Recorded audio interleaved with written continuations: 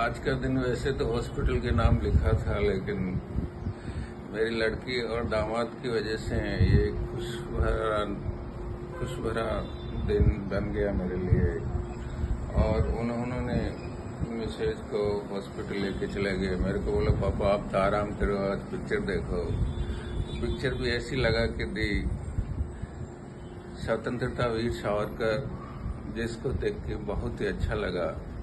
वैसे तो मैंने पूरा भारतीय इतिहास पढ़ा है, ancient history, medieval, modern, national movement, constitutional history और कॉन्स्टिट्यूशन तक पूरा पढ़ा है, लेकिन किताबों में इतना नहीं लिखा हुआ रहता जितना पिक्चर में दिखाया जाता है। बहुत ही अच्छा उनका नेशनल मूवमेंट में योगदान, उसके बहाने गोपाल कृष्ण गोखले, तिलक, कामा, उन नेताओं को भी देखा। लंदन में उन लोगों ने किस तरह से स्ट्रगल किया, फ्रांस में कैसे स्ट्रगल किया, और सेलुलर जेल जिसको काला पानी भी कहा जाता है पोर्ट ब्लेयर में, उन्होंने कितने यातनाएं झेली देश को स्वतंत्रता कराने के लिए। नेशनल कांग्रेस को भी पढ़ा है, उसका भी गरम दल और नरम दल पढ़ा है। उनकी एक्टिविटीज गरम दल जैसी थी, हिंसावादी थी। महात्मा गांधी अहिंसा के पुजारी थे और नॉन वायलेंस में विश्वास करते थे। इसलिए स्वतंत्रता वीर सावरकर और महात्मा गांधी जी के बीच में नहीं बनती थी। गांधी जी भी एक जगह सही थे, क्योंकि अपने अपने तर्क होते हैं। गरम दल वालों के अपने तर्क थे, नरम दल वालों के अलग अपने तर्क थे, और सबको मिला करके ही हमें स्वतंत्रता मिली। लेकिन उसमें भी कुछ उन्होंने जो देश के लिए योगदान दिया, उसमें कई चीजें मैंने नोट किया। जब गांधी जी उनसे मिलने के लिए उनके घर पे आते हैं, तब एक बात वो कहते हैं कि मैं आपसे हरिजनों पे बात करना चाहता हूं। तो वीर सावरकर ने कहा, कौन हरिजन? क्या वो हरिजन है? तो हम हरिजन नहीं हैं, हम हरि के जन नहीं हैं। गांधी जी ने दलितों को एक हरिजन नाम देके, जिसको कोई भी पसंद नहीं करता, किसी को एक अलग नाम देने से उसकी पीड़ा खत्म नहीं हो जाती। गांधी जी ने दलितों को हरिजन नाम देके, जिसको आज कोई भी एक्सेप्ट नहीं करता।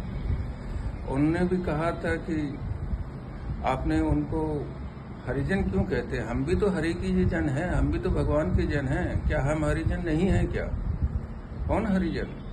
तो उनसे उनका विचार विमर्श था, और उन्होंने कहा था कि जब तक ये जाति भेद छुआछूत खत्म नहीं होगा। तो गांधी जी ने पूछा, इसको कैसे खत्म करूं? तो उन्होंने कितना आसान और सही तरीका बताया कि आप इंटरकास्ट मैरिज शुरू क्यों नहीं करते? इंटरकास्ट मैरिज शुरू कर तो कल ये सब खत्म हो जाएगा, एक दूसरे में मिल जाएंगे। लेकिन गांधी जी ने वर्ण व्यवस्था का पक्ष लिया, जिसकी वजह से आज तक भारत में छुआछूत का कलंक खत्म नहीं हो पाया।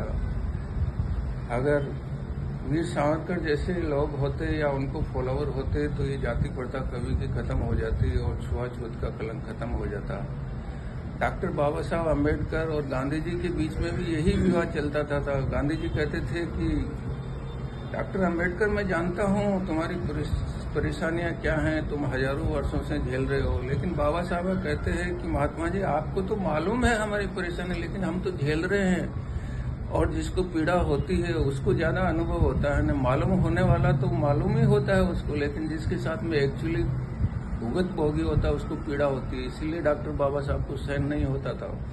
गांधी जी कहते थे कि हम आपके लिए बहुत कुछ कर रहे हैं, हमें मालूम है आपकी पीड़ा। लेकिन डॉक्टर बाबा साहब तो कहते थे कि आपको तो मालूम है, लेकिन हम तो झेल रहे हैं ना पीड़ा, हजारों वर्षों से झेल रहे हैं। महात्मा गांधी जी कहते थे, मुझे मालूम है आप तो हजारों वर्षों से झेल रहे हैं। लेकिन उनके बीच में यही विवाद चलता रहता था। जो दुखी होता है, पीड़ा होता है, उसको तुरंत रिलीफ चाहिए। डॉक्टर बाबा साहब को तुरंत रिलीफ चाहिए था इस छुआछूत से। और एक जगह फिर डॉक्टर स्वतंत्रता वीर सावरकर ने मंदिर में जाते समय पुजारियों ने जब दलितों को नहीं घुसने दिया था, उन्होंने दलितों के लिए उससे अच्छा मंदिर बनाया और दलितों को एक साथ लेके चलते थे। और उनकी सबसे बड़ी महानता थी, वो कहते थे कि मेरे को तो एक भारत चाहिए, यूनाइटेड भारत चाहिए। तो वो हमेशा भारत के पक्ष में थे। हिंदू धर्म की परिभाषा भी वो देते थे कि जो सिंधु नदी से इधर जो रहता है पूरा हिंदू है। वो बुद्ध को भी हिंदू मानते थे, जैन को भी हिंदू मानते थे, और जो हिंदू का समर्थन करते थे उसको हिंदू मानते थे। हिंदू धर्म की उनकी परिभाषा किसी जाति धर्म से नहीं थी। वो सब जो हिंदू को, वो कहते थे कि जो हिंदू को प्रेम करते वही हिंदू है मेरे लिए। और उनके विचारों को वो पिक्चर देख के मेरे को बहुत अच्छा लगा।